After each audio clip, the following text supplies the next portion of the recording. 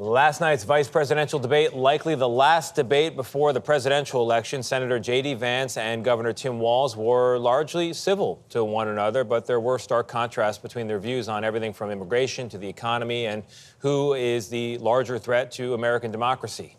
We're joined now by Democratic National Committee Chair Jaime Harrison for more on the debate and his reaction. It was civil. It was cordial.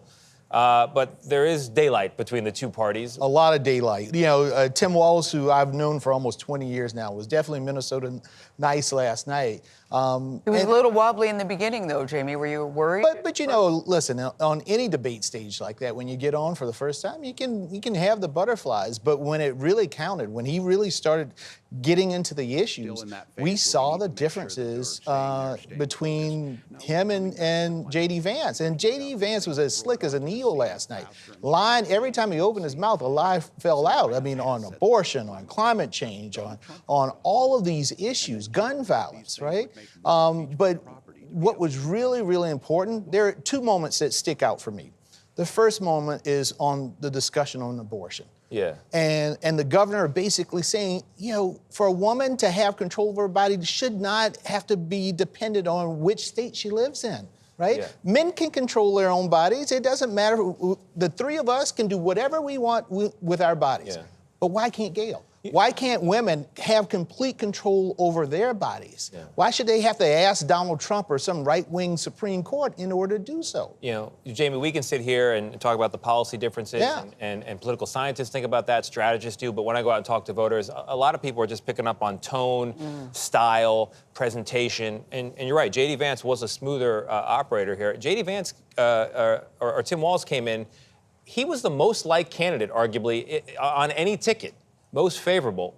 Do you think he stuck the landing on that? Well, listen, when looking at the Google Trends last night, they weren't looking at who was smoother on the debate stage. They were looking at abortion. It was the #1 search topic.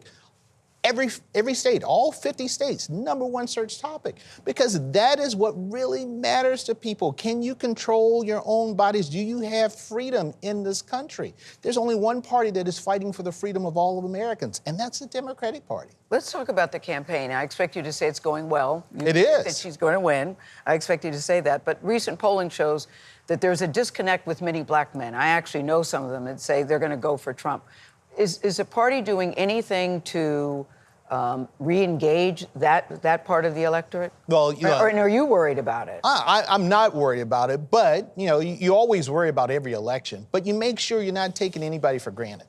You make sure that you're talking to people about the issues that are important. For the last 3.5 years, I've been going crisscrossing this country, having discussions with black men, with Latino men, about the issues that are important to them, about security, making sure that they can protect their families, economic security, but also physical security. What about voter suppression? Many people worried about that. Voter suppression is a huge issue, and we should worry about it because it's something, part of the tactics that the Republican Party has. I, as Democratic Party chair, want everybody to vote, and I want them to vote Democratic. But I believe that fundamentally everyone should have the right to vote. We have built at the DNC the largest voter protection program that we've ever had in our history, because we know part of the tactics, we see it in Georgia, we see it in a lot of other states, of the Republican Party to put up barriers to make it more difficult for people to vote. If you, and I want to say to, I don't know where the camera is, but all over. Just look at Vlad. But I want folks to understand this. Yes. I don't care if you're a Democrat, Republican, or independent. You run into any trouble at the ballot box, you go to your precinct and they say that you can't vote, text VOTE to 70888. We have lawyers on the ready. And again, I don't care your party affiliation. Every eligible American should have their right to vote count. Jaime, let me just ask you, Vance was fact-checked on the mistruths he was spreading about Haitian immigrants eating pets in Springfield, Ohio. Do you think the damage, though, has already been done with that type of rhetoric? And how do you, in the last couple of weeks of this race, combat that? Well, it's racist, it's bigoted. Think about this. To lie on people who are your constituents, These people are legal in Ohio, and to lie about them, I don't think there's a bigger slight that you can put on somebody that is supposedly a public servant. And Vance stood on that stage and lied about those people, and there are consequences to that. When little kids have to go to school and are scared to go to school because of bomb threats, when businesses have to shutter because they're scared of people attacking them. Yeah. And the Republican mayor said that's a lie. The Republican governor said that's a lie. Said, Senator, stop saying it. And he continued to do that and looked in the camera and said, you know what? Yeah, I'm lying. I'm trying to make a point. No, we don't do that in America.